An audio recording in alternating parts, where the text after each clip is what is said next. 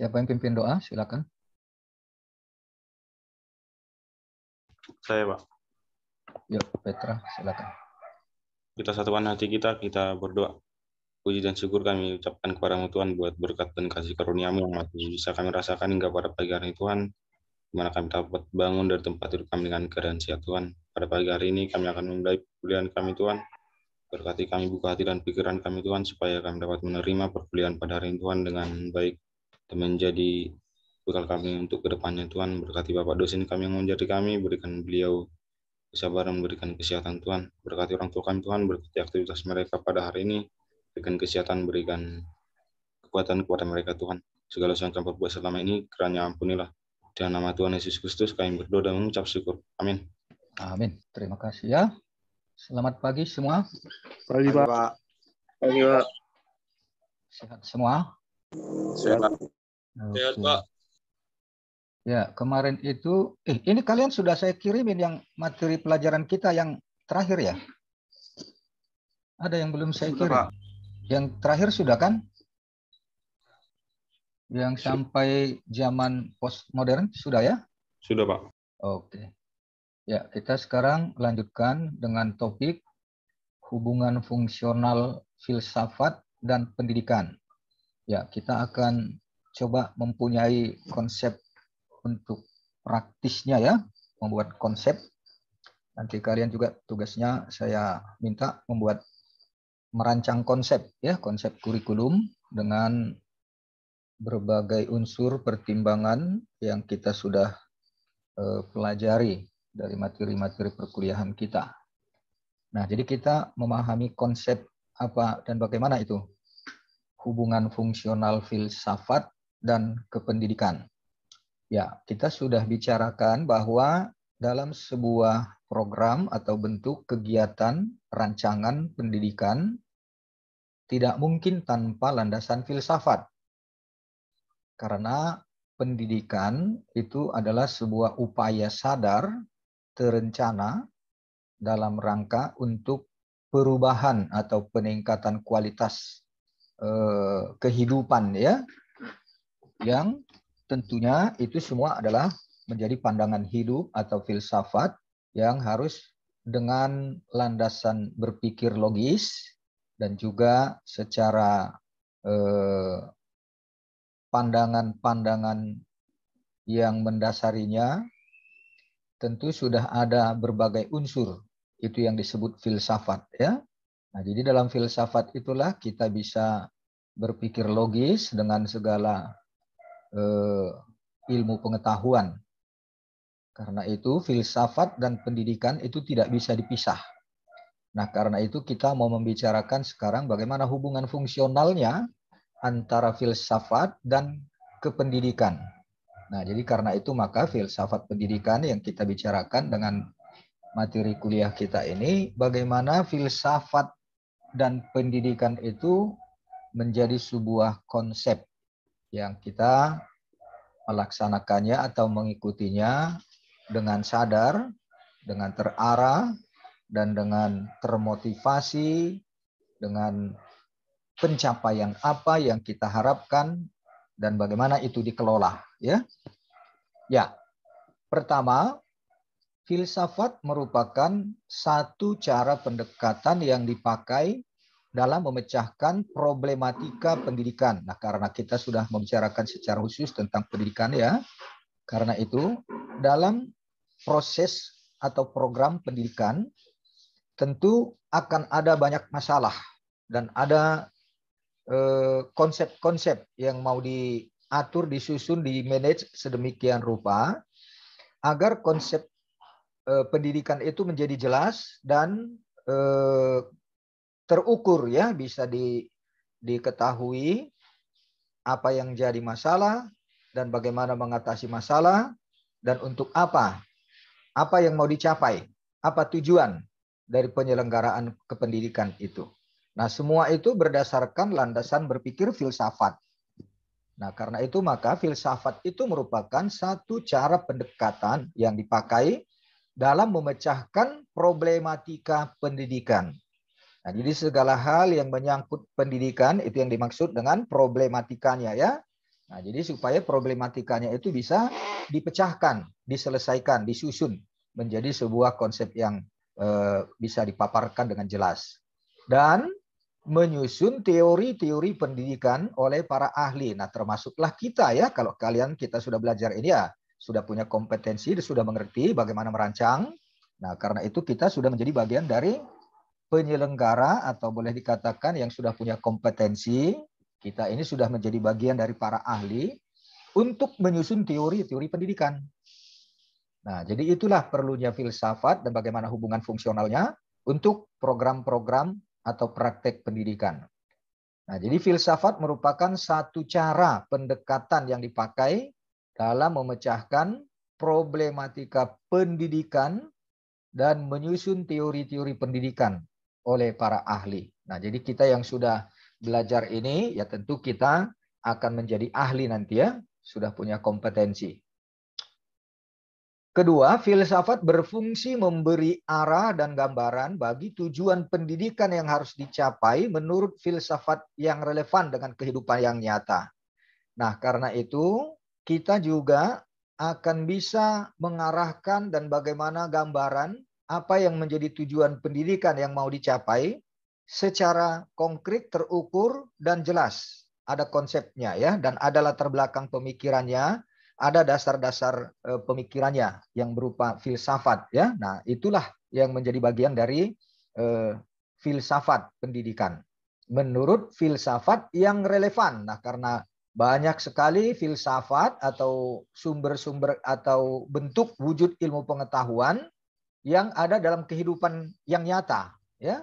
Nah, jadi bagaimana membuat itu menjadi sebuah konsep yang jelas, relevan, dan terukur. Nah, karena itulah filsafat itu berfungsi memberi arah dan gambaran bagi tujuan pendidikan yang hendak dicapai ya, dengan landasan-landasan pemikiran, konsep-konsep apa yang ada yang sesuai, relevan dengan kehidupan yang nyata.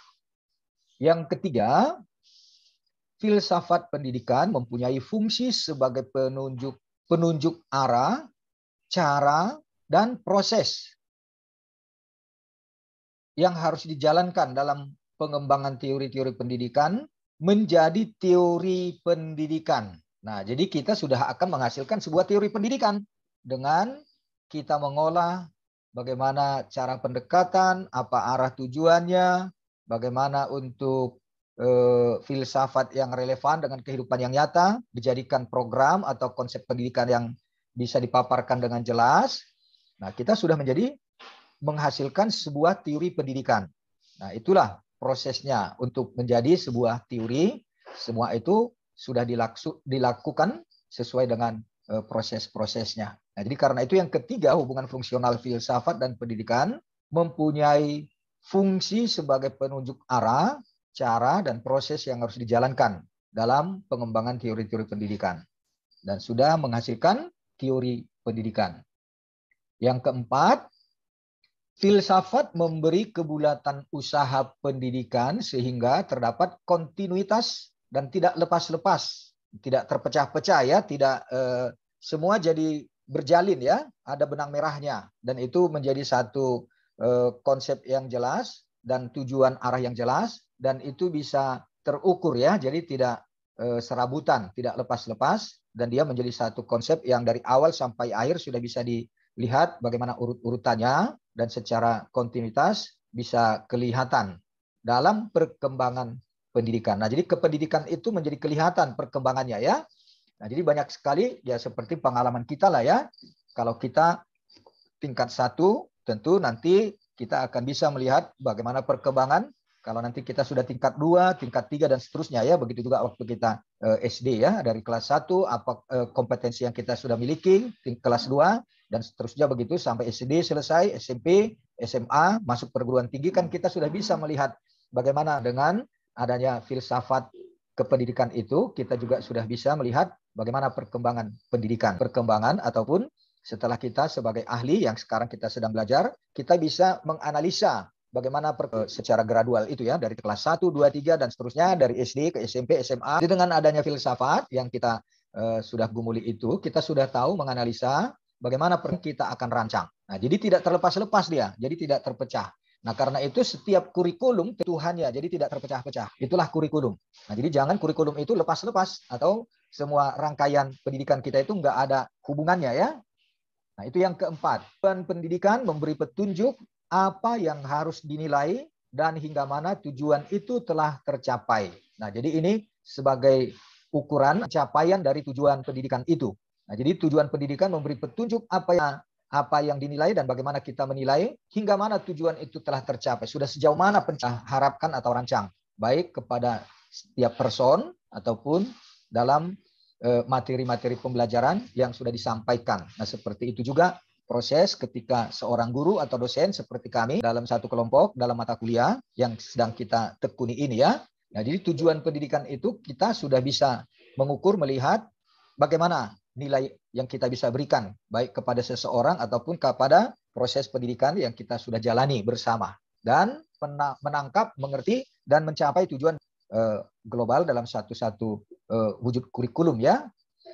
Kemudian yang keenam, memberikan motivasi yang jelas dalam proses pembelajaran dan jelas mengapa orang juga semakin kelihatan, makin jelas ya, termotivasi dia. Nah, jadi dengan demikian ngerti. Nah, seperti saya sekarang akan bisa melihat bagaimana termotivasikah kalian belajar atau tidak, atau semakin merosot gitu ya, atau masing-masing pribadi kalian lihatlah bagaimana minat kalian untuk masalah-masalah pribadi sehingga motivasi kalian itu menjadi kabur atau mungkin menyimpang, melenceng. Pelaksanaannya itu memberikan motivasi yang jelas dalam proses pembelajaran dan jelas mengetahui apa yang ingin dicapai. Nah, setelah kita belajar ini, apa yang kalian ingin, apa yang kalian harapkan untuk kalian dapatkan, kalian capai. Itu contohnya.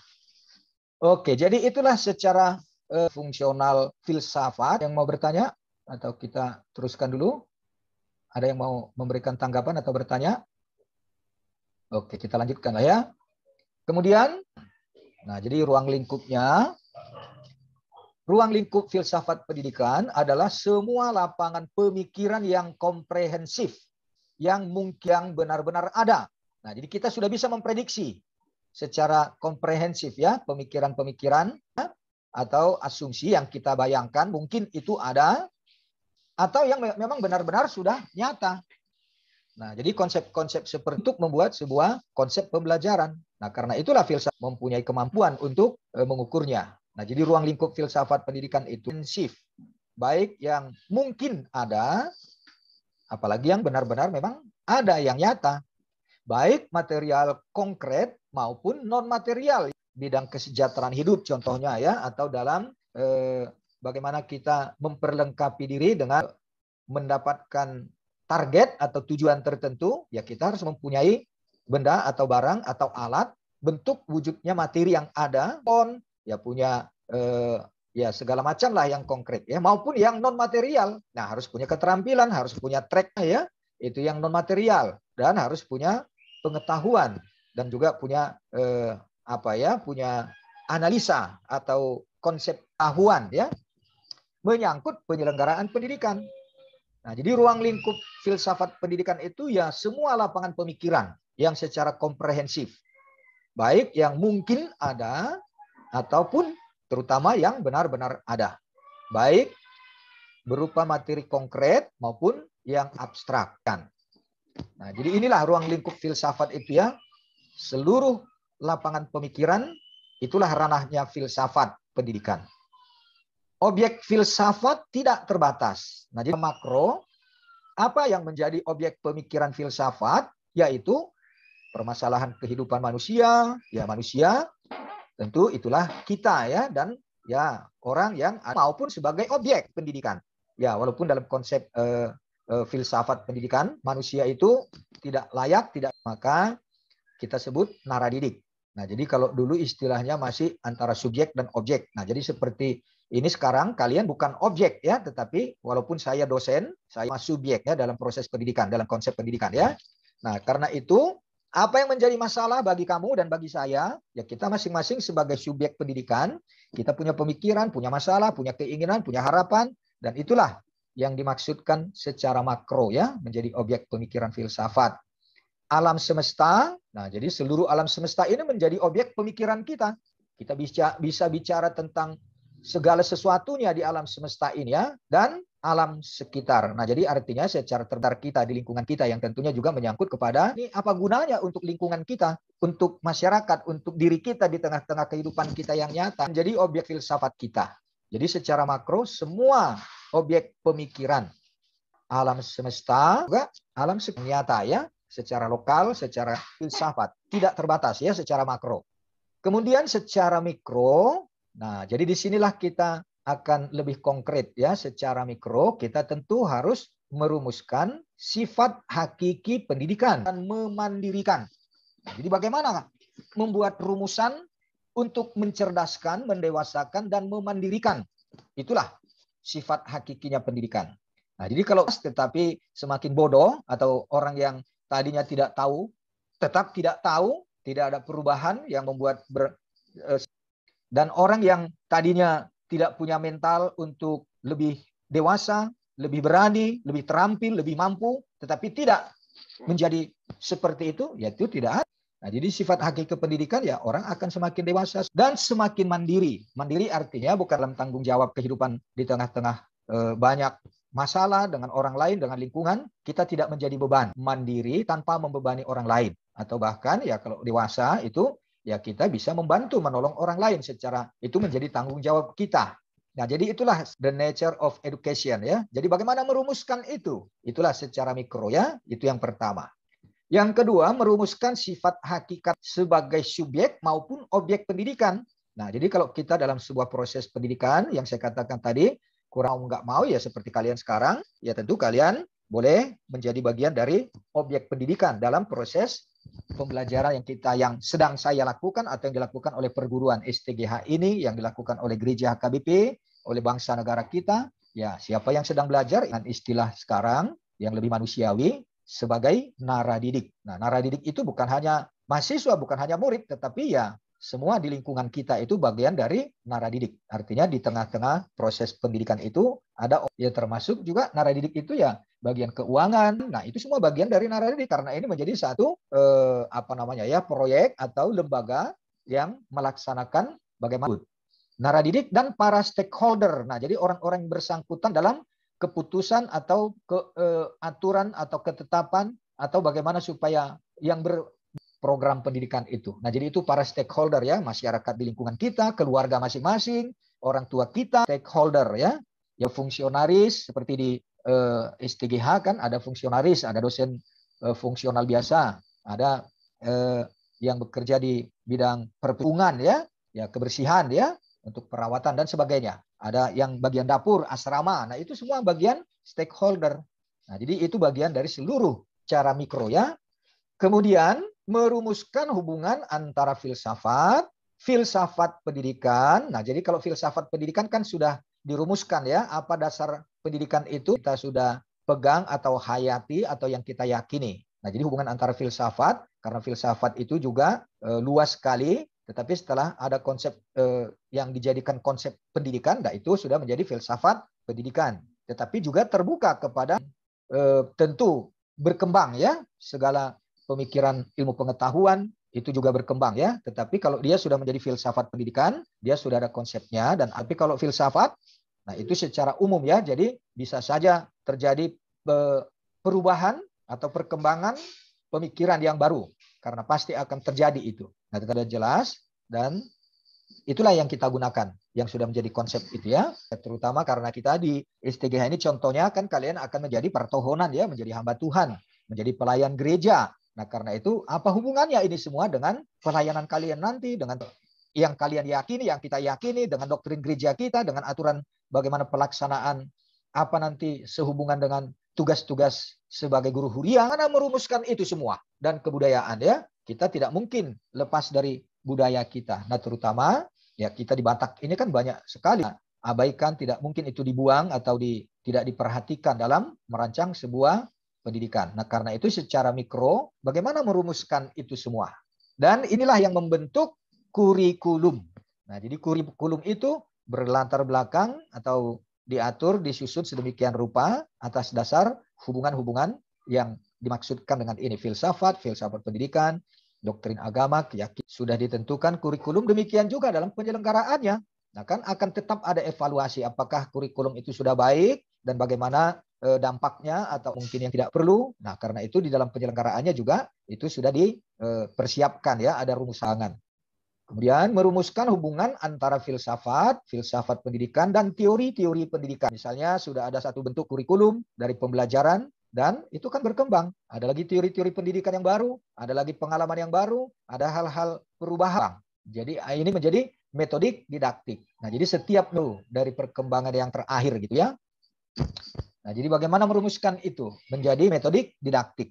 Evaluasi setelah dilaksanakan, kita melihat evaluasinya, kemudian direhab atau diperbaiki, direvisi, dan ada lagi metode yang baru ya, yang lebih lengkap. Kemudian merumuskan hubungan antara negara. Nah, kita tentu tidak bisa melepaskan negara kita. Ya, tentunya dengan Pancasila kalau kita di Indonesia ini ya. Ya, demikian juga dengan pluralitas agama, sosial kemasyarakatan yang menyangkut juga mata pencaharian atau lingkungan, peradaban-peradaban yang berkembang. Ideologi negara dengan filsafat pendidikan dan politiknya. Nah, artinya ada sistem yang sudah baku menjadi peraturannya, menjadi undang-undangnya, menjadi pegangan secara legalitas, bagian dari kurikulum ya. Bagaimana merumuskan itu? Ya tidak boleh kita mengabaikan salah satu di antaranya.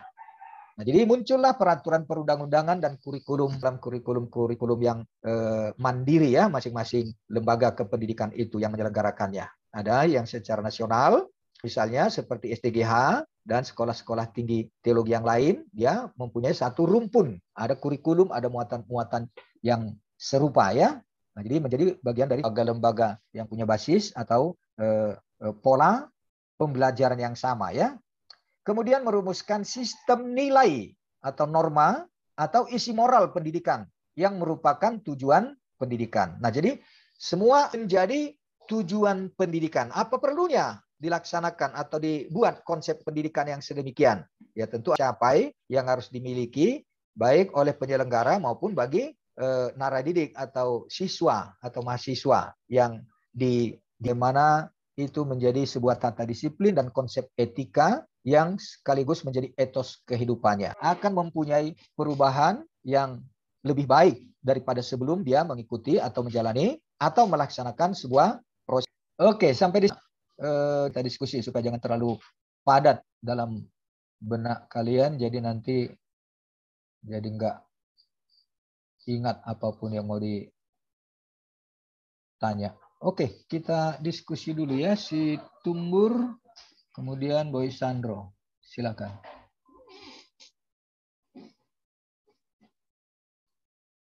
Yuk.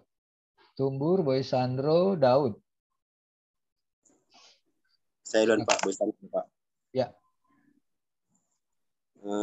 Pertanyaan saya kan Pak, ada seseorang yang berpendidikan atau menjambang sarjana, dan kemudian ada juga seseorang yang tidak berpendidikan, tapi dia apakah berpendidikan? Putus, saya nggak bisa. Saya ulangi Pak. Putus, saya nggak bisa mendengar. Bisa, Pak? Saya ya, mungkin di tempat saya ini. Saya nggak bisa mendengar dengan baik, putus. Coba tes dulu. Udah bisa, Pak? Oh iya, Kedengaran? iya, udah lebih bagus. Ya. Ada seseorang yang berpendidikan atau menyandang sarjana, dan kemudian ada juga seseorang yang tidak berpendidikan, tapi dia lebih sukses daripada yang memiliki pendidikan. Apakah yang tidak ada dasar pendidikan ini bisa disebut berpendidikan? Justru apa yang membuat mereka yang berpendidikan menjadi gagal, padahal dia sudah memegang pendidikan tersebut? Baru pertanyaan kedua saya, Pak. Dan apakah pendidikan bisa tergeser dengan pengalaman atau berjalan bersamaan, Pak? Begitu. Terima kasih. Yang pertama tadi sukses dalam bidang apa? Dalam apa? Ukuran suksesnya apa? Karena mereka gitu, Pak.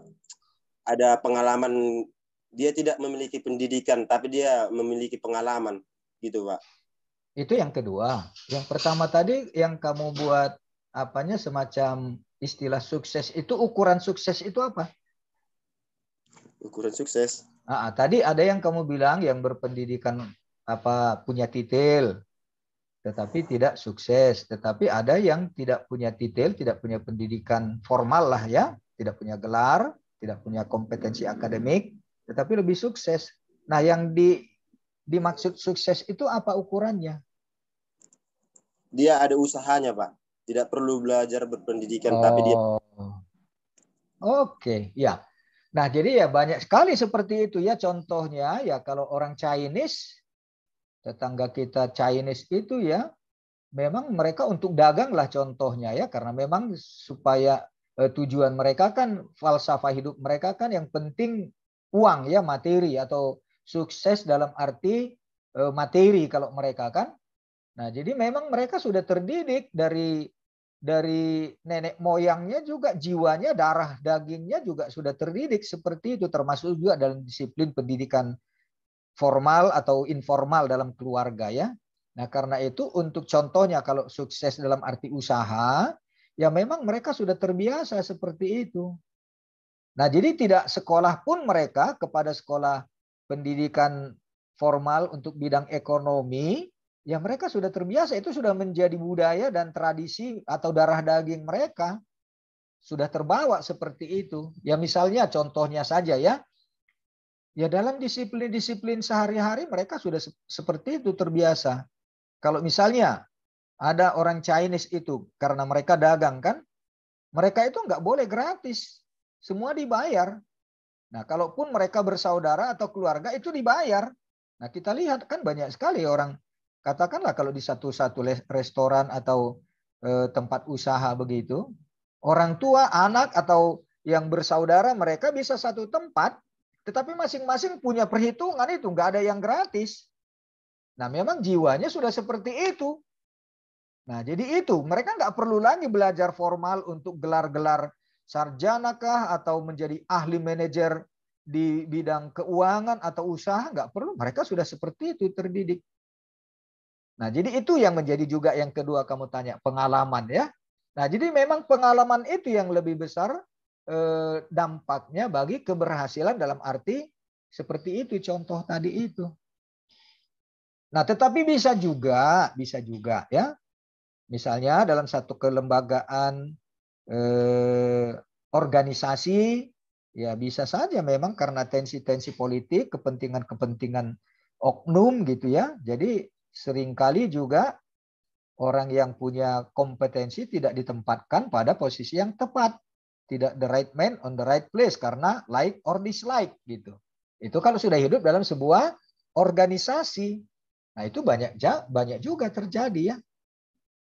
Nah, jadi karena itu dalam sebuah organisasi ya hati-hati, itu yang perlunya seorang seorang leader ya, seorang pemimpin itu ya jangan jatuh dia kepada pola-pola seperti itu, atau memang dia mau memakai pola itu untuk mencapai satu tujuan tertentu.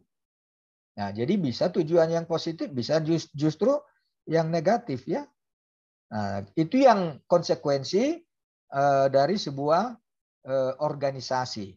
Nah, karena itu kita ya kalau di gereja ya janganlah jadi seperti itu. Kalau di pemerintahan ya banyak yang seperti itu ya. Di gereja janganlah. Nah, jadi kalau gereja harusnya betul-betul hidup dalam ukuran-ukuran etika, kebenaran, keadilan, dan perasaan-perasaan yang adil lah gitu ya. Jangan jadi ada like or dislike. Oke, itu yang bisa saya sampaikan dari dua pertanyaanmu. Bisa dipahami? Jadi Bisa Pak, menjawab? kalau menyikapi tentang pendapat seseorang, kan Pak ada kadang kayak gini, dia dibilangnya, buat apa berpendidikan? Oh. Seperti ini. Bisa saya lebih sukses dari sini daripada berpendidikan. Jadi bagaimana kita menyikapi itu, Pak? Nah, itu sudah menjadi sebuah sebuah keputusasaan. Nah, jadi kalau boleh kita jangan jadi frustrasi seperti itu. Masa tidak ada gunanya pendidikan? Ya, memang bisa saja dalam sebuah institusi atau wujud bentuk pendidikan formal, memang ada saja penyimpangan. Kalau memang orang-orang yang menyelenggarakannya, para stakeholder itu memang sudah larut dalam bentuk-bentuk yang negatif, ketidakberesan gitu ya. Ya contohnya saja ya seperti yang terakhir akhir-akhir ini kurikulum nasional kita itu kan, kalau untuk ujian apa namanya, ujian akhir nasional itu ya, masa seluruh Indonesia bisa disamaratakan apanya? Nah, karena itu bagi sekolah tertentu ya bisa saja bahan ujiannya nasional, tetapi guru di sekolah itu sendiri kan akan tergantung juga nanti apa namanya ya, citranya atau kondutenya sekolah itu tidak terkenal atau mungkin jadi rendah. Jadi guru yang mengajari isi jawabannya. Atau banyak seperti itu ya. Anak saya juga jadi serba dilema lah dulu tempo hari ya waktu sekolah. Ya ngapain belajar katanya, karena nanti kan dikasih guru jawabannya gitu. Nah, jadi itu menjadi apa ya, memandulkan kreativitas dan tidak mencerdaskan. Nah, itu bahaya. Nah, jadi karena itu kalau kita dalam sebuah organisasi yang formal, dalam bentuk-bentuk penyelenggara pendidikan formal, ya jangan sampai terjadi hal seperti itu. Nah, termasuk juga seperti kalian di STGH ini ya, jangan terjadi seperti itu. Ya, saya waktu dosen di FKIP dulu itu yang saya berantas. Ada yang mempermainkan apa ya, ya seperti istilahnya menjual nilai dosen itu. Atau waktu ujian dibiarkan mencontek. Atau bahkan sampai ada yang jelek sekali lah ya. Ya itu yang saya mau berantas. Kalau ujian mencontek, dibiarkan dosen ya, karena memang sudah ada ininya, sudah ada kerjasama. Atau ada dosen tertentu yang membuat kasih sekian, nilaimu segi seperti ini katanya. Wah, itu sudah kejahatan betul itu. Nah itu yang nggak boleh, jangan terjadi. Nah jadi jangan seperti itu, frustrasi ya. Ada orang nanti karena dia sudah memberikan uang banyak atau dia mau melakukan apa yang dikehendaki oleh dosen atau gurunya, dia dapat nilai A, nilai yang bagus gitu ya. Nah kalau begitu ya ngapain ini? Ya karena itu nggak ada. Dia bisa dapat gelar sarjana tetapi kosong, nggak ada kompetensinya. Nah itu yang harus dihindarkan. Jangan sampai ada orang mengatakan yang seperti kau katakan tadi. Ya nggak usah sekolah pun bisa lebih baik katanya. Itu frustrasi. Itu jadi rendah nilai pendidikan. Nah, jadi jangan sampai seperti itulah. Oke, yang berikut Tumbur, kemudian Daud. Baik Pak, terima kasih waktunya. Pada ruang lingkup filsafat pendidikan, bagian objek filsafat yang tak terbatas di secara mikro Pak. Yang pertama tadi itu merumuskan sifat hakiki pendidikan atau the nature of education, yaitu mencerdaskan, mendewasakan, dan memandirikan. Sebelumnya Pak, saya mengambil dari kehidupan nyata sewaktu SMA Pak. Pada beberapa selang waktu yang lalu, saya membuka platform media sosial. Tiba-tiba muncul ada sekitar seperti video-video humor yang mengatakan bahwa jika sekolah bertujuan untuk mencerdaskan para murid-muridnya, lalu mengapa para guru lebih memilih para murid yang pintar seperti itu? Ya. Lalu saya melihat kembali dalam cerminan di kehidupan saya sewaktu SMA, waktu kelas 1 SMA, ternyata memang betul juga mengapa guru lebih memilih murid-murid yang pintar, murid-murid yang cerdas untuk meningkatkan kecerdasannya. Sedangkan murid yang kurang dalam bagian intelektual, yaitu selalu seperti kurang diperhatikan oleh para guru-guru tersebut. Jadi saya juga mengalami seperti itu di waktu kelas 10. Memang saya mengakui sewaktu kelas 1 SMA saya memang kurang dalam bagian intelektual. Akan tetapi saya dapat mengambil kesimpulan dari pandangan tersebut bahwa memang betul guru-guru lebih memilih untuk mencerdaskan kembali siswa yang memang cerdas.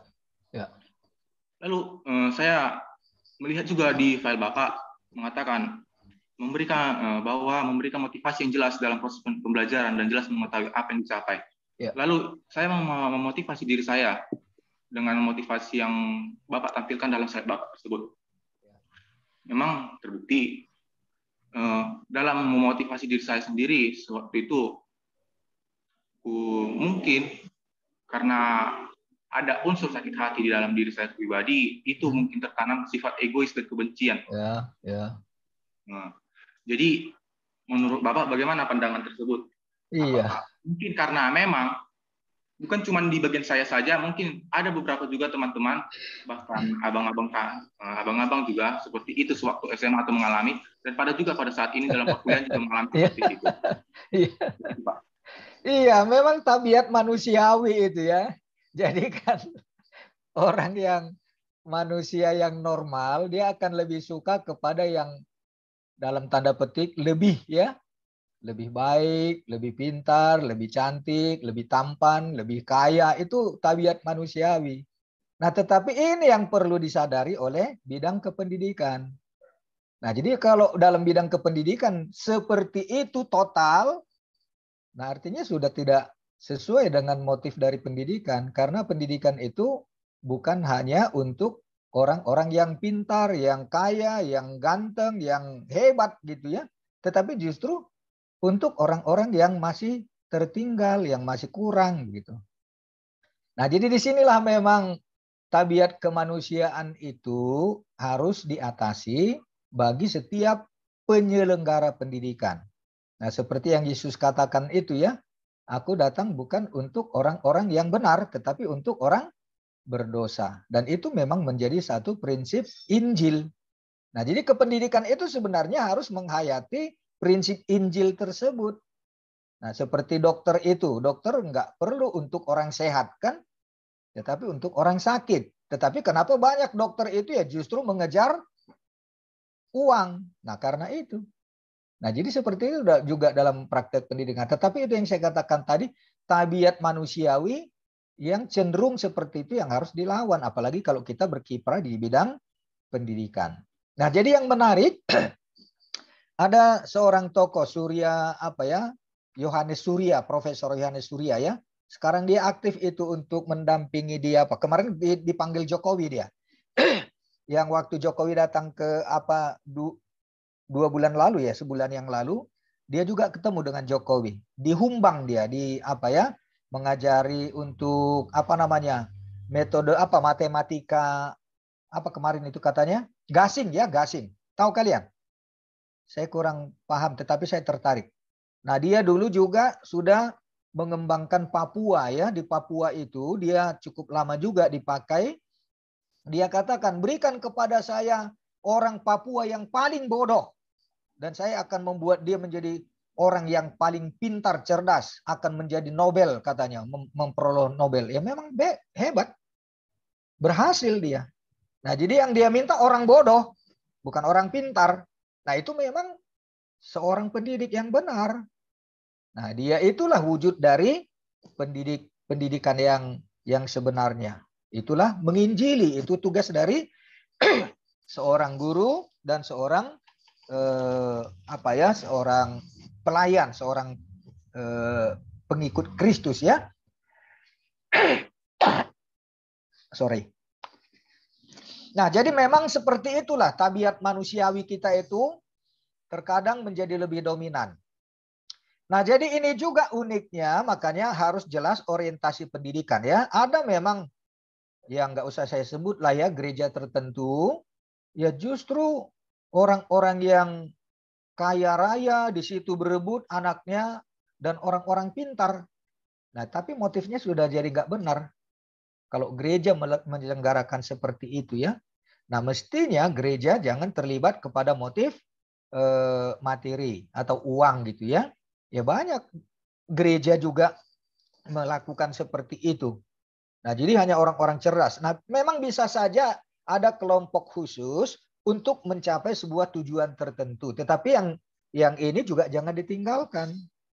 Nah, karena itu kita perlu menyelenggarakan, ada memang orang-orang yang punya plus apa-apa ininya ya, IQ yang lebih tinggi, ya bisa dibuat satu kelas khusus supaya mereka juga jangan menjadi keteteran dengan teman-teman yang kurang pintar lah dalam arti tertentu itu ya. Nah, jadi ada memang orang-orang yang punya kecerdasan lebih, bisa diklasifikasikan dalam satu kelompok, punya program khusus untuk menjadi apa mereka dan bagaimana cara mendidik mereka. Nah, karena itu kalau dia digabung juga dengan orang-orang yang IQ rendah, ya dia juga akan jadi perusuh nanti itu, hanya mengganggu dia itu. Karena dia tidak bisa menyalurkan kepintarannya. Nah, jadi kalau memang ada kelas khusus untuk ya seperti ini, kan ada apa namanya kelas akselerasi ya. Bisa dia 2 tahun SMP atau SMA 2 tahun karena memang dia punya kecerdasan khusus. Kalau tidak diakomodir, ya dia jadi perusuh nanti di sekolahnya atau mungkin dia nggak serius atau nggak menghargai proses pendidikan. Nah, tetapi akan yang kurang baik intelektualnya, IQ-nya juga jangan jadi ditinggal. Nah, jadi disinilah memang bagaimana kesadaran kependidikan orang-orang yang kita katakan stakeholder itu ya, harus juga memperhatikan orang-orang yang tertinggal dalam arti intelektualnya atau mungkin juga ekonominya, status sosialnya, supaya itu juga bisa diangkat. Ya memang tujuan pendidikan kan untuk itu. Nah, jadi kita juga tidak merasa tercecer, jadi tertinggal atau mungkin kita anggap menjadi menjadi MC ya, menjadi rendah diri gitu. Nah, jadi karena itu memang pengelolaan pendidikan harus bisa memperhatikan ada orang-orang yang punya kemampuan baik secara ekonomi, baik secara intelektual yang lebih tinggi, lebih baik, ya mereka punya klasifikasi. Tetapi jangan diabaikan yang kurang ini. Nah, jadi ada juga ya seperti di sekolah tertentu ada juga sistem dalam ekonominya ya mengelola biaya pembelajaran itu di Katolik ini banyak ya. Nah, jadi kalau dia orang tuanya ya dia uang sekolahnya tinggi. Tapi bagi yang kelompok ekonomi rendah ya dia sesuai dengan kemampuan orang tuanya, tetapi itu kan sistem subsidi silang. Nah, supaya jangan tertinggal orang-orang yang ekonomi lemah itu. Ya, seperti itu. Tapi kalau memang ada dosen atau guru yang memang lebih tertarik kepada yang lebih cerdas, yaitu manusiawi sekali ya. Tetapi ya jangan jadi mengabaikan yang kurang pintar begitu. Nah, itulah tugas dari kependidikan. Oke. Bisa diterima, Tumbur? Bisa, Pak. Oke, Daud, silakan. Pak, terima kasih atas waktu yang telah Bapak berikan. Saya di sini, Pak, mengaitkan penjelasan Bapak yang sebelumnya mengenai hubungan fungsional filsafat dan pendidikan. Ya. Yang sebelumnya di sana pada bagian awal disebutkan bahwa fungsional filsafat dan pendidikan bersama-sama memecahkan problema dalam pendidikan yang untuk menyampaikan teori-teori di dalamnya dengan menggabungkan pemikiran-pemikiran atau filsafat di dalam pendidikan tersebut dalam memecahkan permasalahan. Dan saya kaitkan pada penjelasan Bapak mengenai ruang lingkup pendidikan yang sebelumnya berisi, di sana menjelaskan berisi lapangan pemikiran juga, namun hal ini kita dapat berpikir secara komprehensif terkait hal yang benar-benar ada atau tidak. Yang menurut saya ruang lingkup tersebut adalah salah satu problema dalam pendidikan kita saat ini. Dan juga Pak, saya kaitkan juga dalam ruang lingkup pendidikan dalam bidang kurikulum Pak, dalam secara mikro. Yang dimana dalam kehidupan nyata atau dalam pendidikan nyata, kurikulum inilah yang sering menjadi bahan pemikiran atau bahan untuk penyelenggaraan pendidikan, yang dimana kualitasnya semakin tahun semakin naik. Ya. Seperti yang kita ketahui, yang sebelum-sebelumnya kami sempat merasakan KTSP, Pak. Ya, ya. Kurikulum KTSP dan setelahnya naik menjadi kurikulum K13 waktu SMA, Pak. Ya, ya. Yang dimana saya sempat mendengar pembahasan para guru-guru saya, Pak, waktu saya merasakan KTSP waktu SMP, Pak. K13 waktu SMP. Guru-guru saya menyatakan bahwa mereka menyampaikan pemikirannya mengenai K13, Pak, yang dimana KTSP lebih baik daripada K13. Ya. Yang menurut saya pemikiran mereka dengan pemikiran yang lain berbeda tanggapan, Pak. Berbeda tanggapan. Misalnya dari guru saya berpendapat bahwa KTSP 2008 itu lebih baik daripada kurikulum K13 dalam bidang penilaian atau dalam bidang pengajaran bagi siswa-siswanya, Pak, dalam sekolah. Ya. Yang akhirnya problema tersebut, Pak, yang saya pikir sampai sekarang tidak selesai, Pak. Ya. Masih ada yang membahasnya sedikit atau masih ada kira-kira membahas baik tidaknya kurikulum K13. Dan masih ada yang mengharapkan kurikulum KTSP 2008 kembali lagi, Pak. Yang akhirnya menurut pemikiran saya problema tersebut tidak usai-usai, Pak. Hanya dibahas dalam pemikiran saja, Pak. Dalam yang akhirnya fungsional filsafat dan pendidikan tersebut tidak tercapai, Pak. Yang menjadi yang akhirnya malah menimbulkan permasalahan, Pak. Bagaimana menurut Bapak mengenai hal tersebut? Ya, bagus. Nah, betul-betul kamu mencermati dan menganalisis pengalamanmu ya. Terima kasih. Nah, jadi di sinilah perlunya kita belajar filsafat pendidikan ini. Nah, jadi saya bangga kalau kalian juga sudah bisa mengerti arah dari topik perkuliahan kita ini ya. Dengan demikian maka kalian sendiri juga sudah bisa merefleksikan, menganalisis, mengevaluasi pengalamanmu sendiri bagaimana. Nah, jadi dari diskusi yang kamu katakan guru-gurumu mengatakan begini, yang kurikulum ini begini, lebih baik dari ini. Ya selalu akan ada seperti itu. Setiap kurikulum itu pasti ada kelemahan, ada kelebihannya. Nah, karena itu akan selalu ada perkembangan. Nah, itulah perlunya kita juga menganalisis atau mengevaluasi apa yang terjadi dalam kurikulum tahun sekian, apa kurikulum ini. Kemudian untuk ke depan bagaimana? Dengan demikian maka akan ada selalu evaluasi dan selalu ada perkembangan untuk mencapai yang lebih ideal. Lebih ideal dan tidak ada yang ideal. Yang lebih ideal itulah, karena yang ideal itu ya tidak akan pernah tercapai, tetapi yang lebih ideal itulah yang akan terus-menerus mengalami perubahan dari sebuah perkembangan, pengalaman, evaluasi yang sudah pernah dan yang akan, yang sudah ada atau yang mungkin ada. Nah, jadi di sini tadi kita yang bicarakan ini bahwa setiap kurikulum itu memang harus selalu diperbaharui, harus selalu direvisi, dievaluasi ya. Dan dengan demikian maka kita akan terus mengalami sebuah perkembangan sesuai dengan kebutuhan zaman, sesuai dengan tantangan, sesuai dengan kondisi. Nah, tetapi tentu kita akan bisa membuat ada pengecualian-pengecualian tertentu untuk kalangan-kalangan tertentu. Nah, seperti contohnya yang sekarang ini kan sudah diberlakukan oleh Mendiknas kita, Pak Nadiem Makarim itu ya, belajar merdeka ya, kampus merdeka. Nah, ini betul-betul revolusi ini sebenarnya dibandingkan dengan yang sebelumnya. Nah, jadi karena itu sekarang orang sudah bisa belajar tanpa dia harus terikat kepada satu kurikulum formal dari satu lembaga pendidikan. Nah, itu artinya dia belajar merdeka. Nah, ini hebat ini. Nah, tetapi kan tentu tidak semua orang akan bisa terpacu dan melaksanakan, menyelenggarakan itu.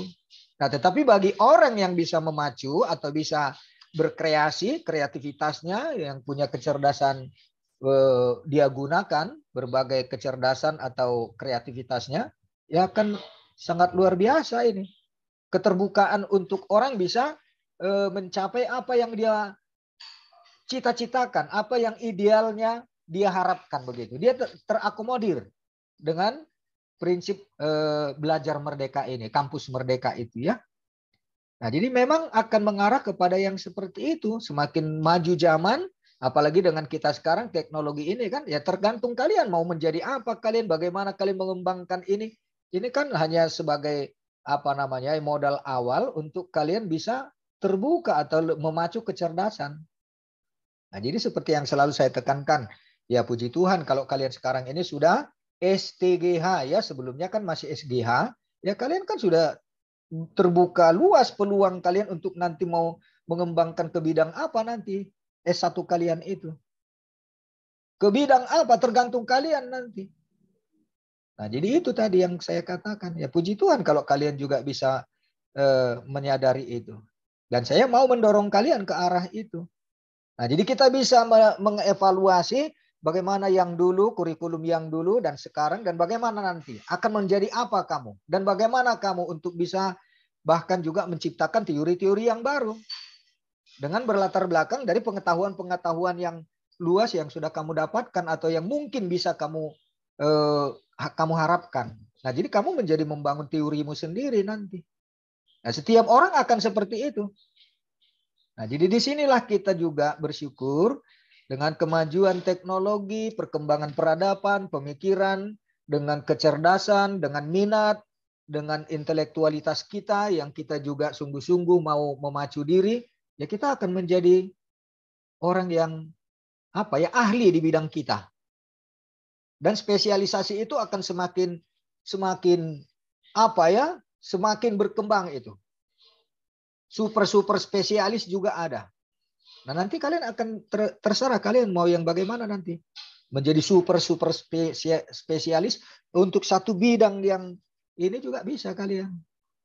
Ya, tetapi itu tadi yang tetap saya mau katakan, karena kalian kan dididik di perguruan ini untuk menjadi partohonan guru huria. Ya puji Tuhan kalau nanti kalian sudah menjadi partohonan guru huria, dengan modalmu S1, ya gelar kalian nanti SPDK ya. Tapi kan sudah terbuka peluang kalian untuk kembangkan itu ke bidang apa nanti. Mau S2, S3, terus kembangkan. Bisa menjadi super spesialis lagi nanti. Bahkan bisa menjadi profesor kalian. Kalau sudah bisa menjadi super spesialis itu. Nah, disinilah perlunya kita mempunyai analisis, kemampuan berpikir filsafat, punya tekad, punya komitmen untuk terus maju ya dalam perkembangan ilmu pengetahuan dan juga apa yang mau kita capai ya dalam proses pendidikan itu. Ya, luar biasa, puji Tuhan. Saya senang dengan pertanyaan itu. Bisa yang kamu sampaikan itu bisa ini, Daud? Atau ada lagi? Bisa Pak, saya mengerti Pak. Oke, di sini ada John Lennon membuat chatting di room apa kita ini, boleh disampaikan John Lennon? Menarik ini. Boleh disampaikan John Lennon?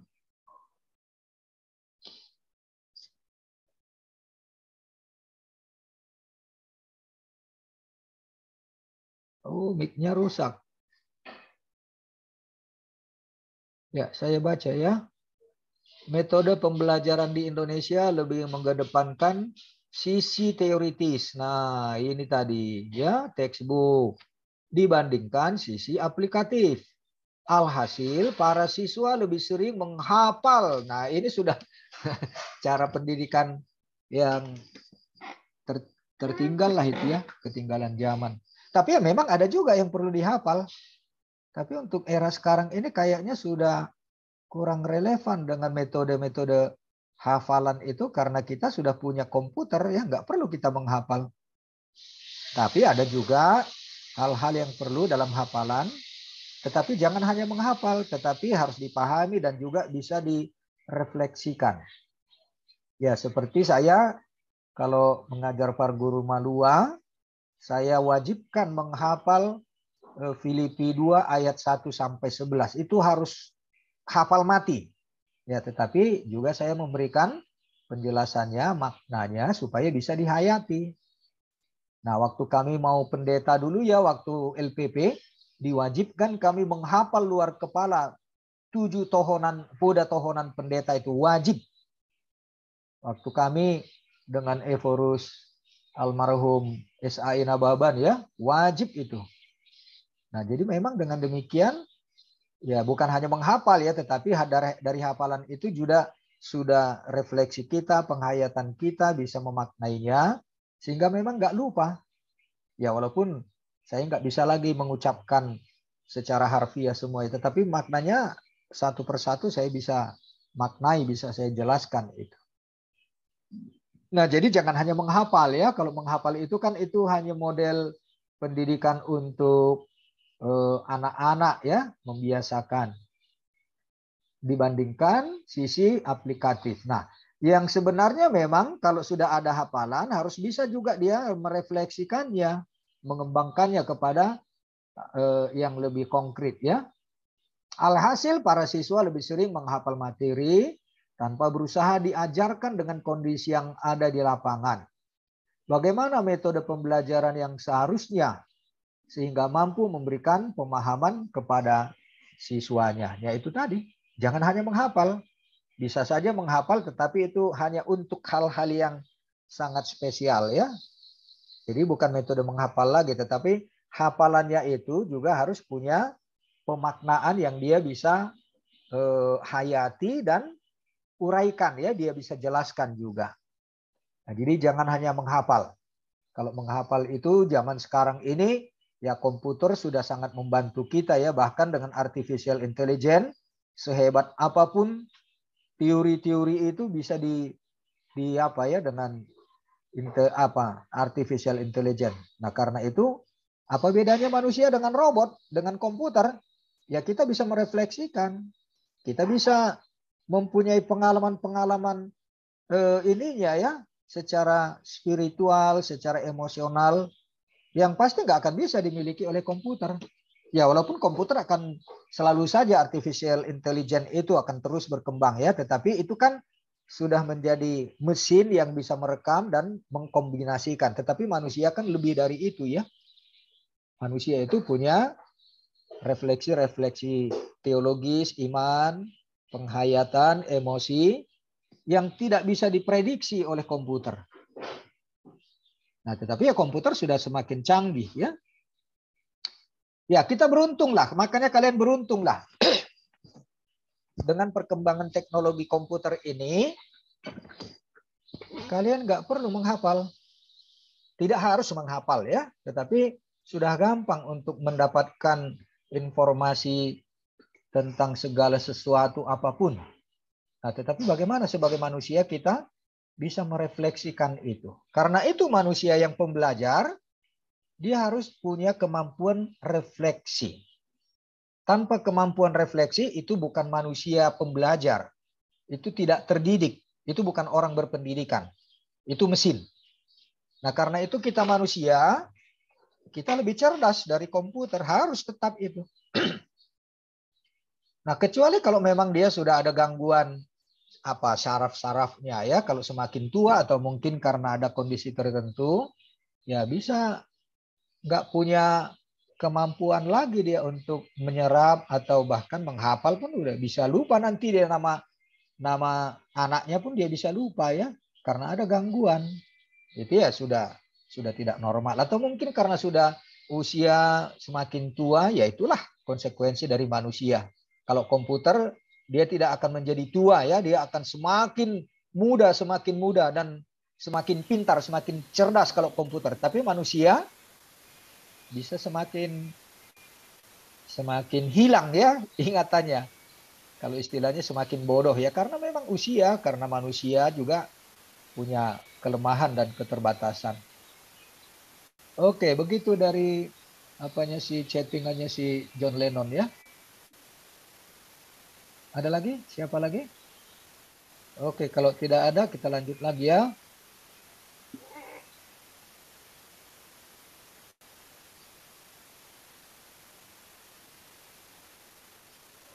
Ya, jadi itu tadi ruang lingkup filsafat pendidikan, ya.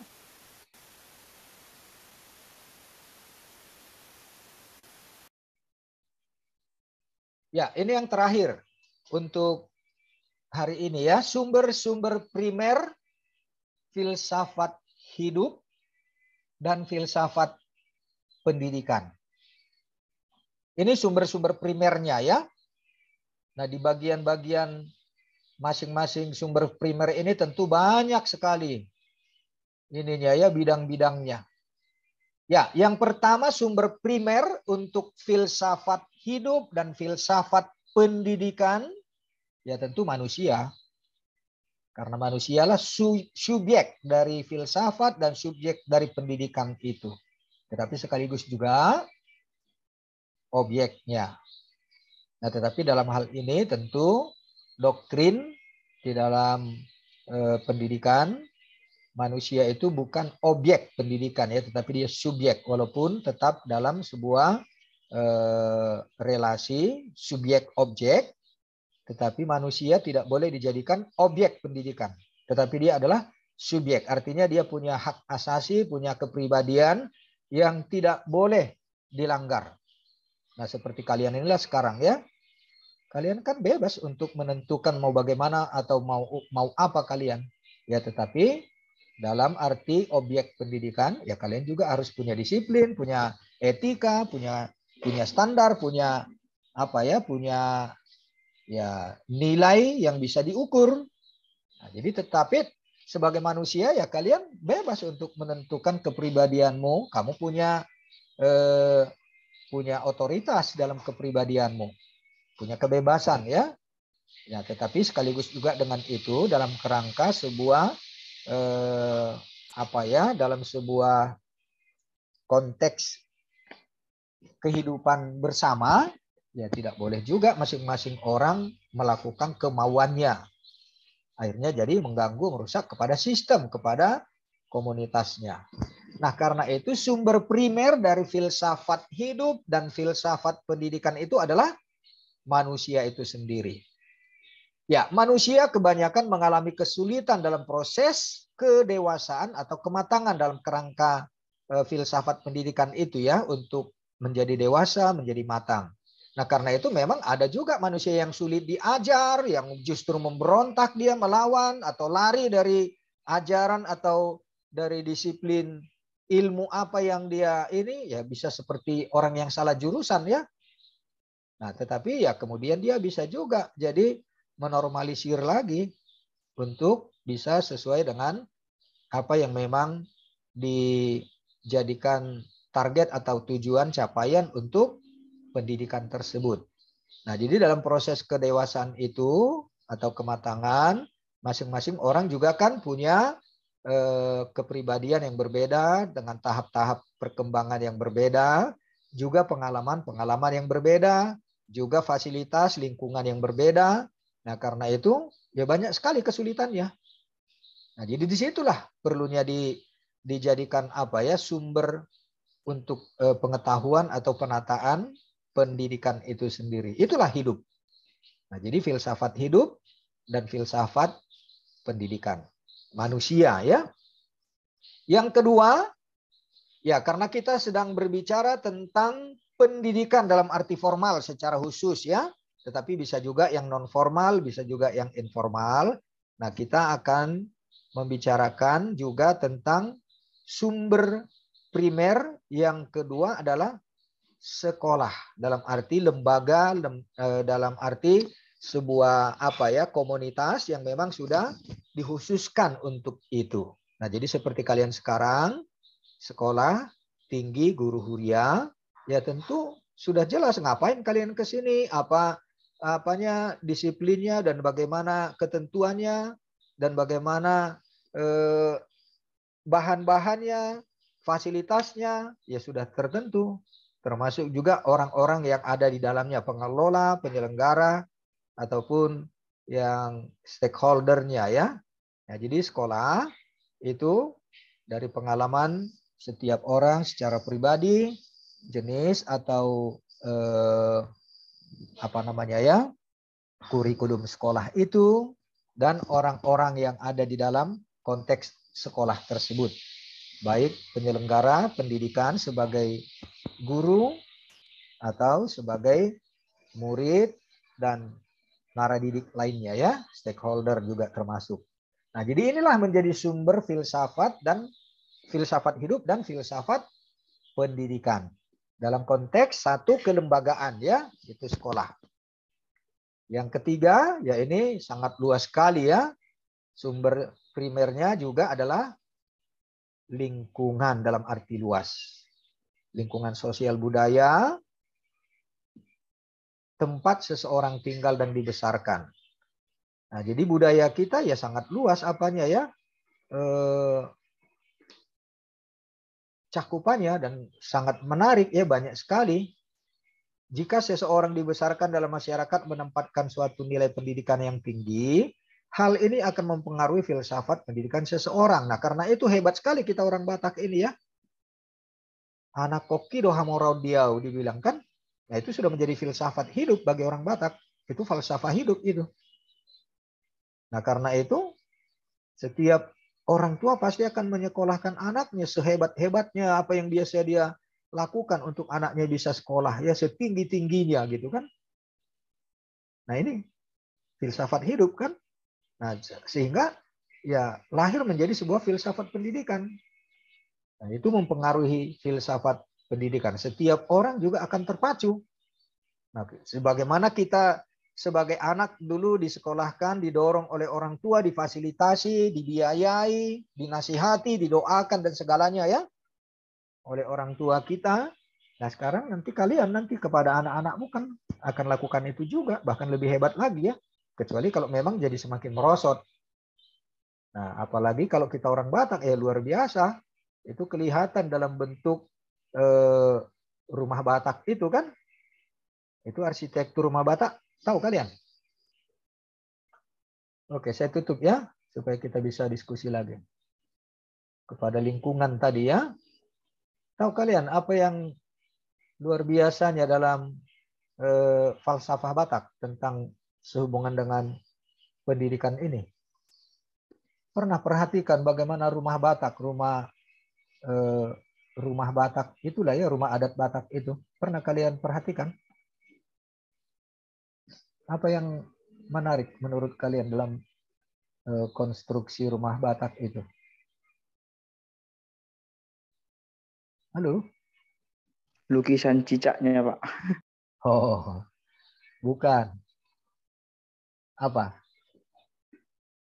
Ya, memang ada makna filsafatnya itu ya, tetapi yang secara nyata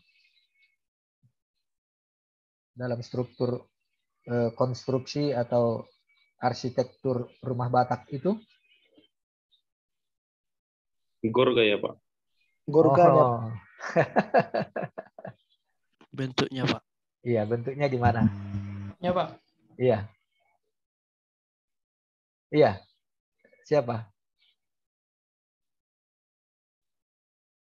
Apa yang menarik di arsitektur bentuk rumah atapnya, Batak? Pak. Apanya? Gentengnya, Pak. Bagaimana? Dia lebih tinggi yang di belakang daripada di depan. Iya, itu dia. Jadi kalau rumah Batak itu yang di ujung belakang itu, di atas itu, dia lebih tinggi dari yang di depan. Itu konstruksi rumah Batak. Dan itu falsafahnya. Ikon umaju dogeleng, harus lebih tinggi anaknya dari orang tuanya. Nah, jadi di situ falsafah Batak itu juga tentang kependidikan ini ya. Nah, luar biasa itu. Nah, jadi dalam falsafah Batak, dalam struktur rumahnya juga sudah kelihatan. Nah, jadi jiwa Batak itu memang seperti itu. Jangan anaknya lebih rendah dari orang tuanya. Nah, kalau begitu dia sudah malu itu orang tua. Dia harus lebih maju anaknya daripada orang tuanya. Oke, itulah luar biasa ya. Ya, jadi dari ketiga sumber primer dari pendidikan, ketiganya itu menjadi sumber manusia tentang nggak dimensional, ya, bidangnya, bidang spiritualnya, bidang politiknya, ya sedang tidak terbatas. Kemudian dalam bidang organisasi atau kelembagaan, ya tentu ada kriteria doktrin sekolah kita inilah secara guru dosen kalau sekolah tinggi atau perguruan tinggi. Nah, lingkup yang sangat luas, lingkungan budaya, lingkungan pola, itulah hidup dan akan masuk semua harus menjadi belum ya ini menjadi tentang kelembagaan pendidikannya, sekolahnya ya, tentang budayanya. Siapa yang mau memberi respon, tanggapan, bertanya?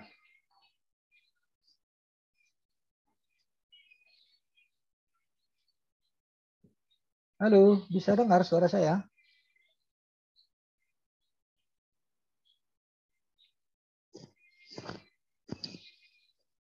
Yuk, silakan kita diskusikan.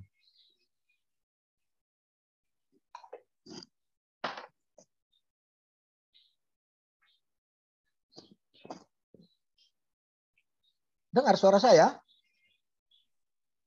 Dengar, Pak. Iya. Silakan, siapa yang mau memberi respon, tanggapan, pertanyaan, refleksi, silakan.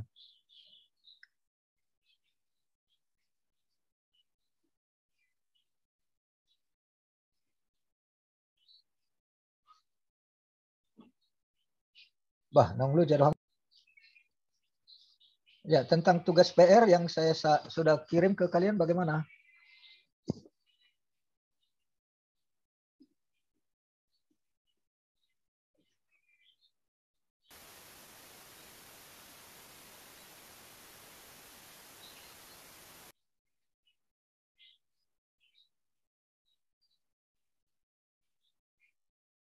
Bagaimana kalian mengerjakan PR itu?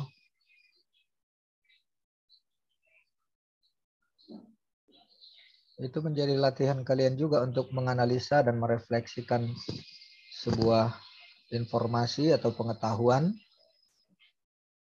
dalam sejarah pemikiran filsafat ya.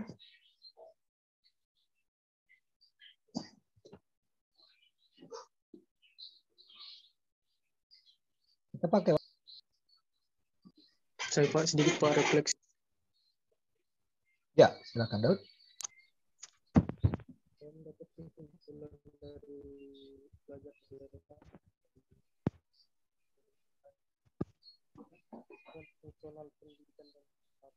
Kecil sekali suaranya.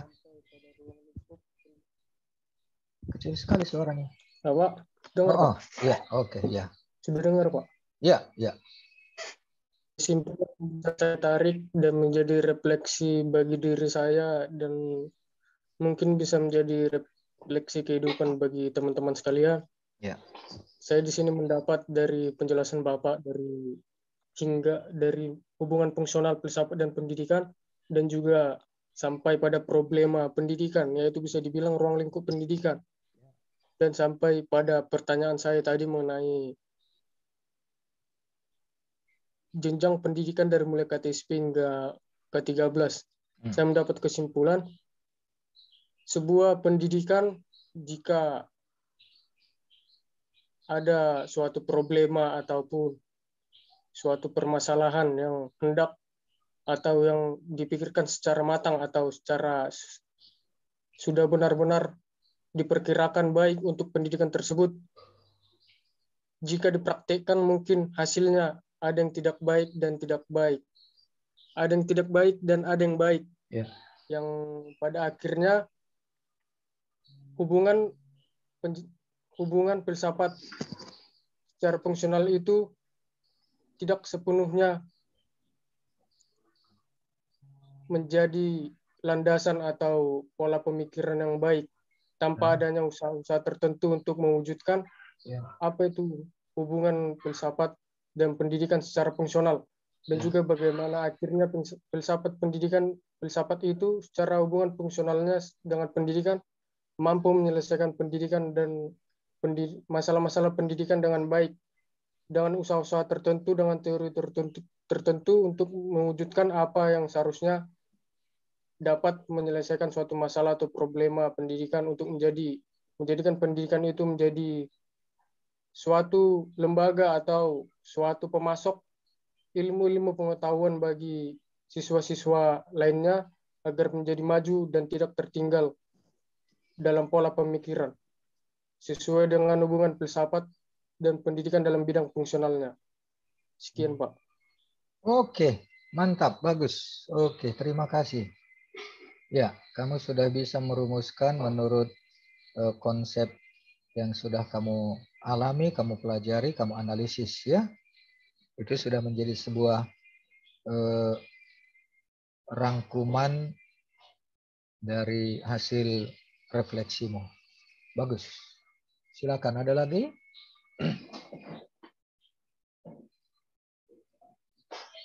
Ya, yang seperti itulah kita berharap kalian juga bisa membuat refleksi, merangkumkan dengan bahasa dan pengalamanmu sendiri ya. Nah, artinya kamu akan bisa juga menciptakan teorimu sendiri. Kamu menjadi ahli. Kamu tidak lagi hanya meniru-niru mengikuti teori orang-orang dan melakukan apa yang konsep yang dibuat oleh orang tertentu. Kamu sudah bisa menciptakan atau membuat sebuah konsep sendiri. Kamu sudah bisa menentukan apa landasan pemikiran filsafatnya, apa capaian tujuan mau dicapai, dan apa yang menjadi problematika yang harus dipecahkan masalahnya. Ya, seperti itu.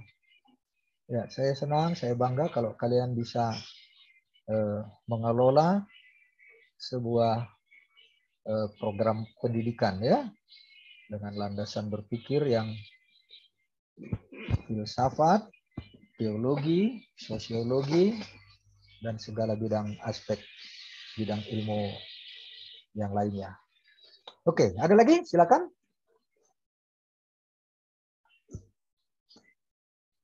Silakan. Nah, yang lainnya ini bagaimana? Cuma 4 orang kalian yang selalu memberikan tanggapan. Yang lain bagaimana ini?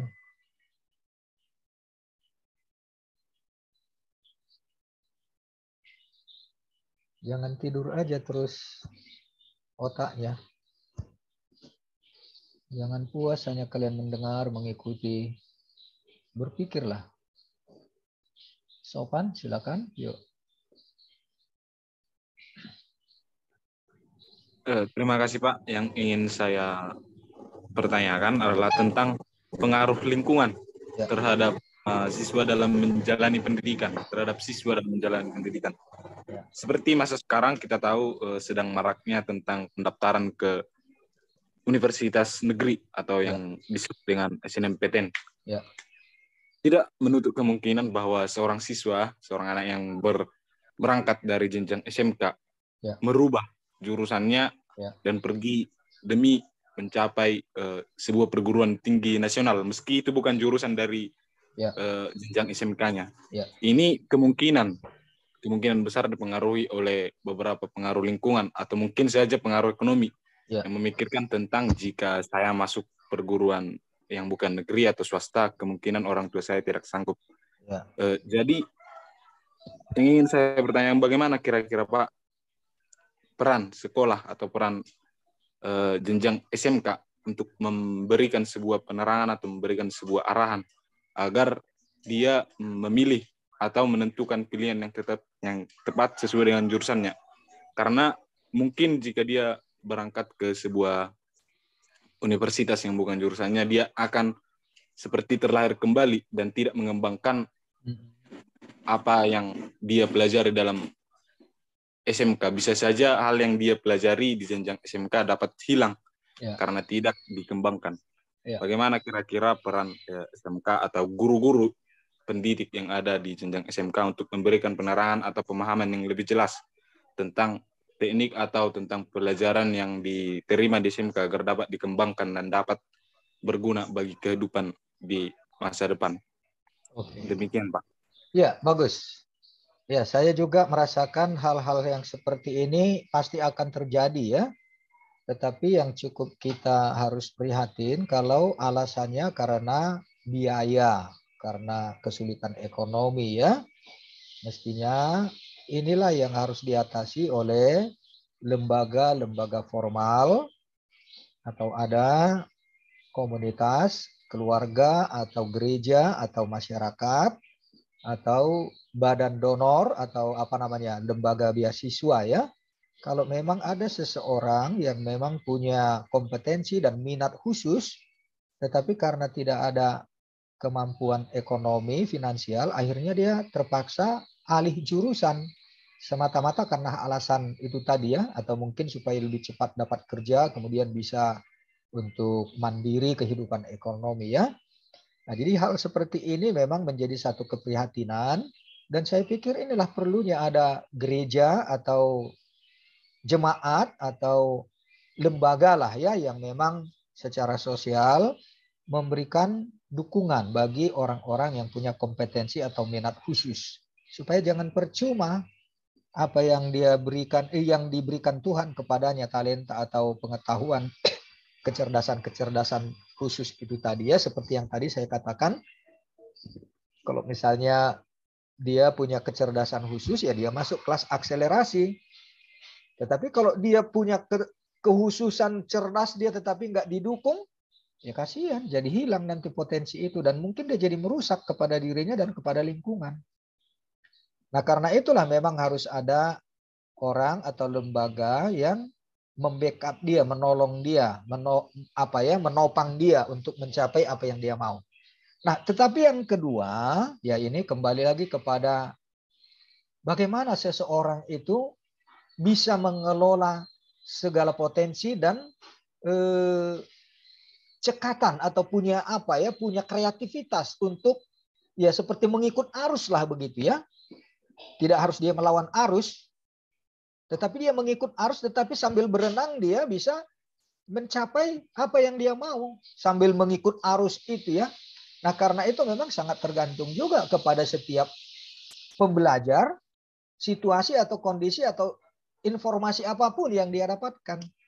Nah, karena manusia juga punya kemampuan penyesuaian dengan situasi lingkungan yang berubah, dia bisa cepat berubah ya. Nah, apalagi di zaman sekarang ini yang ketiga, ini yang sebenarnya di era digital atau era disrupsi sekarang ini ya, orang tidak harus belajar satu bidang khusus untuk mendalami itu selamanya.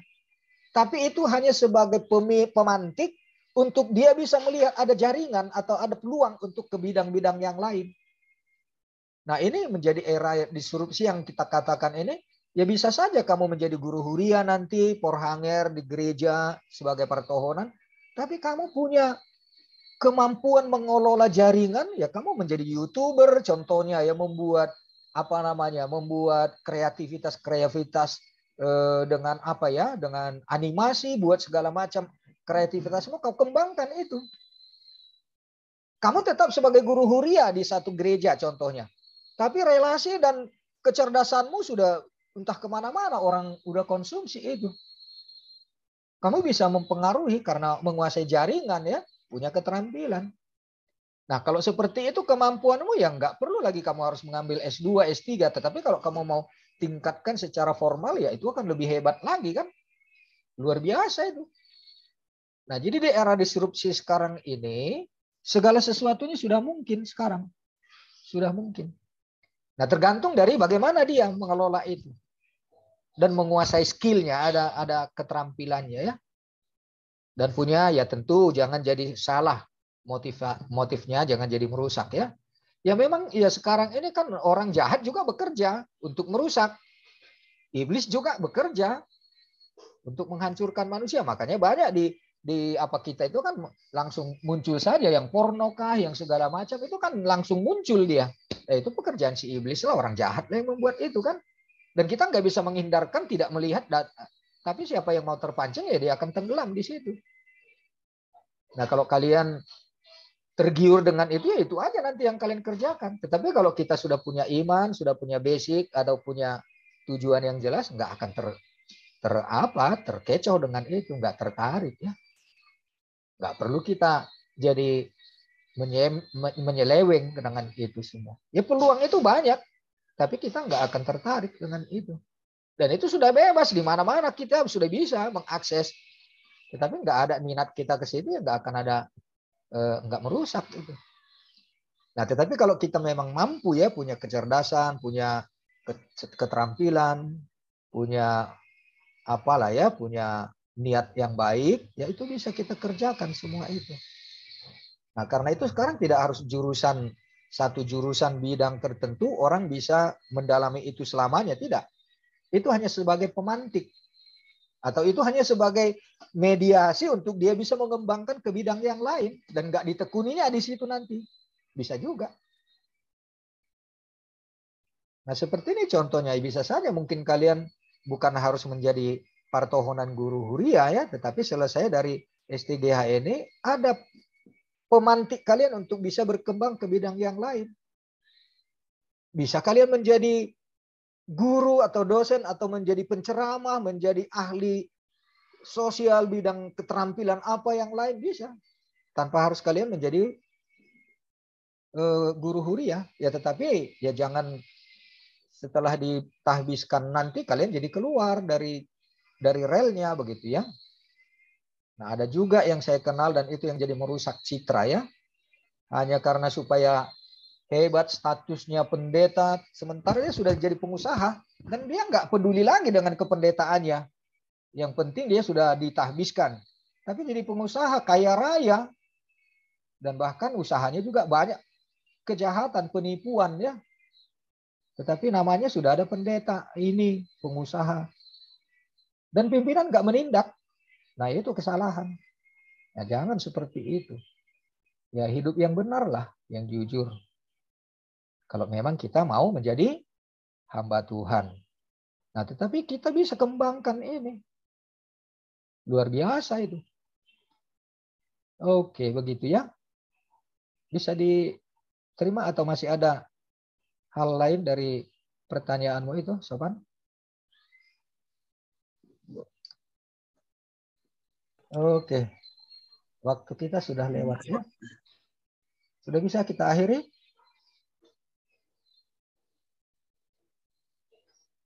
Yuk, kerjakanlah PR-nya dengan sukacita, sepenuh hati, dan lakukanlah refleksi yang mendalam, dan kalian bisa tercerahkan dengan pekerjaanmu itu ya, dengan apa yang kamu nanti kerjakan PR-mu. Baik, kita tutuplah. Siapa yang menutup, Pak Ketua? Tolong nanti dibuat daftar hadir. Ini semua hadir.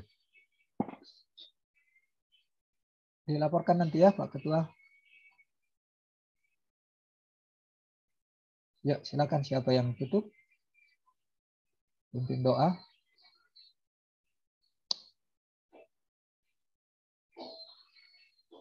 Halo, Pak Ketua, siapa yang tutup?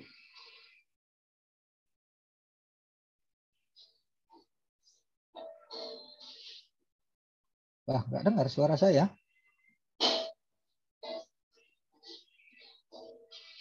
Christopher Simamora nggak masuk dia, Pak. Oh. Ya, nanti aja dibuat apanya ya, dilaporkan di Japri aja. Yang nutup siapa? Pimpin doa.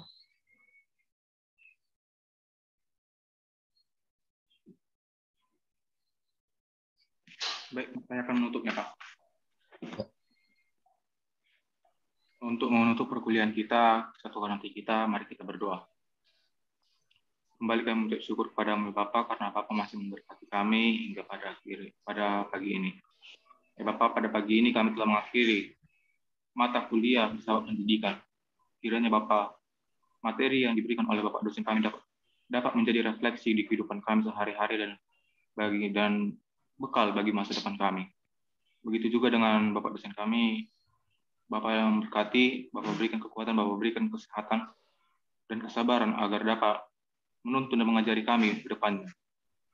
Begitu juga dengan kami Bapak, sebentar lagi kami akan melanjutkan mata kuliah kami. Kiranya Bapak yang membukakan hati dan pikiran kami agar kami dapat menerima segala pembelajaran yang diberikan oleh dosen-dosen kami. Dalam nama Tuhan Yesus Kristus kami mengucap syukur. Amin. Amin. Terima kasih. Selamat siang. Tuhan berkati.